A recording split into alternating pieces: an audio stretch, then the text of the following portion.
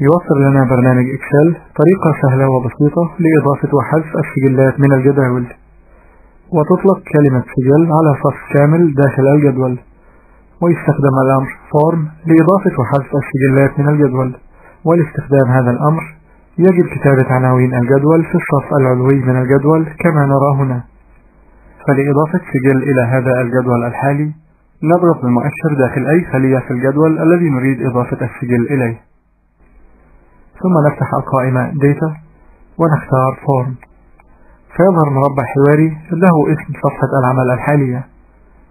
ونرى في هذا الجزء نموذج بيانات تم إنشاؤه بصورة تلقائية بمجرد استدعاء هذا الأمر، حيث نلاحظ أن أسماء هذه الحقول مطابقة تماما لعناوين أعمدة الجدول.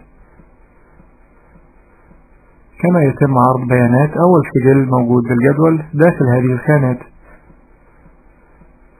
وفي هذا الجزء يظهر رقم السجل الحالي المعروض داخل هذه الخانات، والعدد الكلي للسجلات وهو 5 سجلات. وباستخدام هذا الشريط يمكننا التنقل بين السجلات، فبالضغط على مفتاح السهم إلى الأسفل يتم الانتقال إلى السجل التالي داخل الجدول وهو السجل رقم 2 في هذه الحالة، وبالضغط على مفتاح السهم إلى الأعلى يتم الانتقال إلى السجل السابق. كما يمكننا الانتقال إلى السجل الذي نريده بطريقة سريعة عن طريق الضغط مع السحب على هذا المؤشر حتى يظهر رقم السجل الذي نريد عرضه. ولإضافة سجل جديد داخل هذا الجدول نضغط على مفتاح New، ثم نقوم بإدخال بيانات هذا السجل داخل هذه الخانات، فنقوم بإدخال الاسم في الخانة Name، وندخل العنوان في الخانة Address، ورقم التليفون في الخانة Telephone، وتاريخ الميلاد في الخانة Birth Date. ثم نضغط على مفتاح Enter من لوحة المفاتيح، فيتم إضافة السجل أسفل الجدول كما نرى.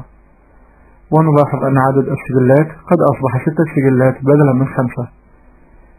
وإذا أردنا حذف أحد هذه السجلات نقوم بالانتقال إلى السجل الذي نريد حذفه، ثم نضغط على مفتاح Delete، فتظهر رسالة تحذيرية لتأكيد عملية حذف هذا السجل، فنضغط على مفتاح OK، فيتم حذف السجل الذي اخترناه، ثم نضغط Close لإغلاق المربع الحواري.